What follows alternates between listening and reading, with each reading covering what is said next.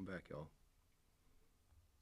We're going to do another sketch and conversation, or free thoughts, rather. This is pretty much me just kind of thinking out loud. If you're new to the channel, welcome.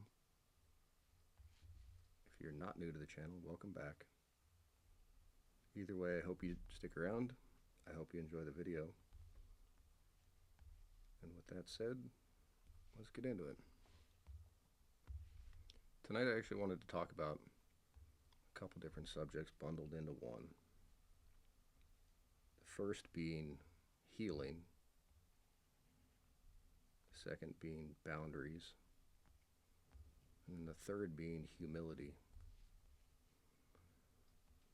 And to start with the healing point, I had heard something recently where somebody was talking about how healing journeys, or a path to healing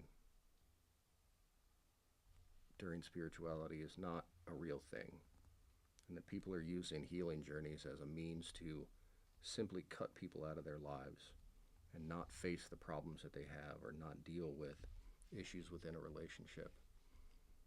And it's a front. And although that can be true, it's most definitely possible that somebody could use healing as an excuse and simply ghost people. The fact of the matter is that if you're really working on healing yourself from situations you've been in and working through your past traumas or whatever troubles you've carried far too long into your life that are affecting your current relationship, if you're working on those things, a very important part of that healing is to remove yourself from those situations. I believe it's Mark Twain that said the best way to clear muddy water is to stop stirring. And that's to say that if you've got something that needs to be worked on and needs to be healed so that you can move past it and get to the next best place in your life, sometimes that means removing people from your life and ghosting a situation. That's not always the solution. It's kind of a last-ditch effort to get yourself to the next point. But some people have to be abandoned in those scenarios. And I don't mean that as a malicious abandonment, but sometimes we have to do that because nothing else is changing. And that brings me to my second point, which is boundaries.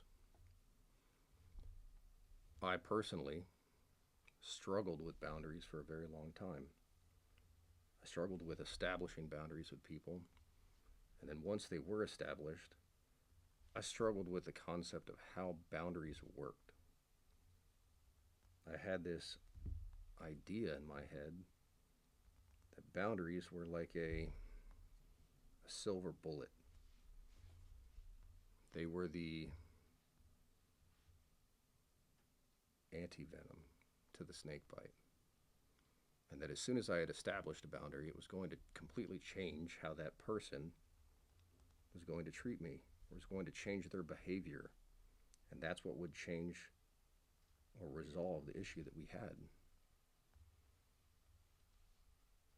That's a gross misconception of how boundaries work. And I didn't begin to learn that until I had to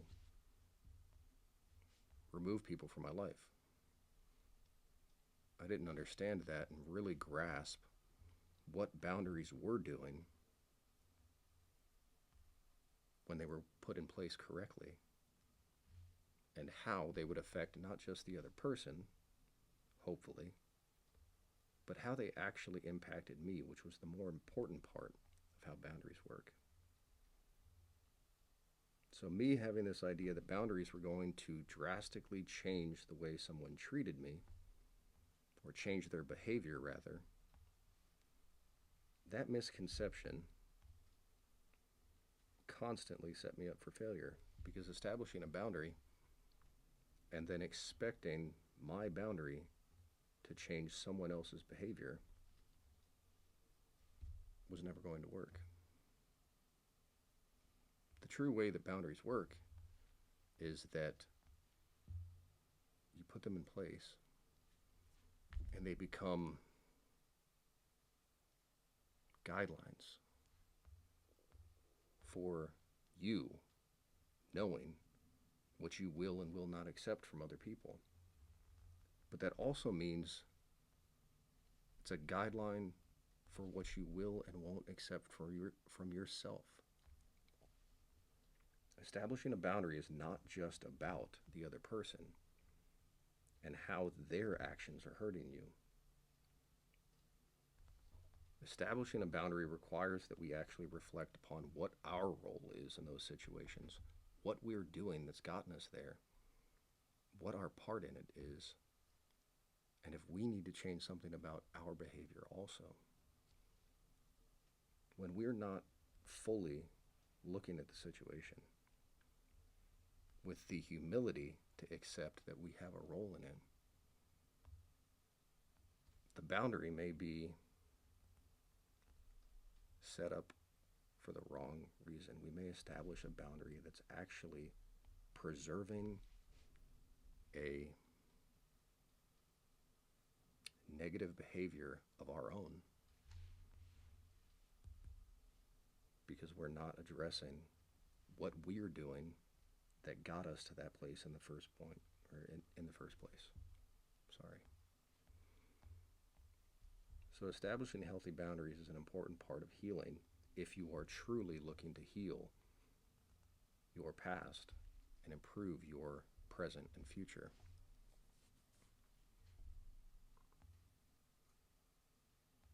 But being humble enough to accept that we may play a part in the behavior that the boundary is going to affect is also very important. Our healing is not just about locating and identifying other people's behaviors that are affecting us or that are a part of our life. It's actually less about that, and it's more about identifying our own behaviors, our own lack of boundaries, our own lack of worth, and then working on fixing those things for ourselves.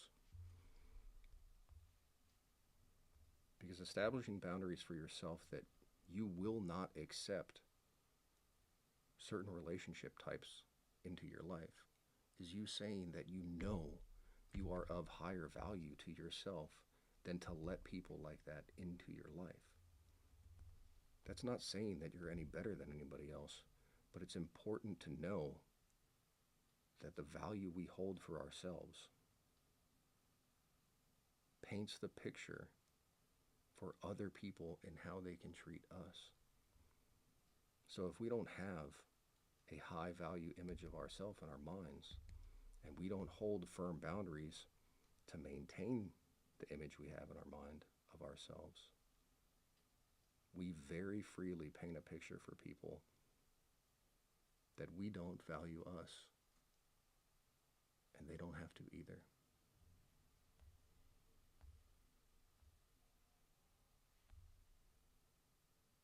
I hope that made sense. I hope somebody needed to hear that tonight. If you are working through any part of healing for yourself right now, and you find yourself pointing the finger a lot at other people, before you establish a final decision on that, I would stress to just make a little bit of time for yourself to back up and look at the entire situation with a little bit of humility and accept whatever part in that you find you may be responsible for, even if that means it's just that you're responsible for allowing it to continue. Thanks again for watching, guys. If you enjoyed this, leave me a comment, let me know, or hit the like button. If you haven't already, subscribe to the channel. Keep up with these as I make them. Thanks again for watching. Talk to you later. Bye.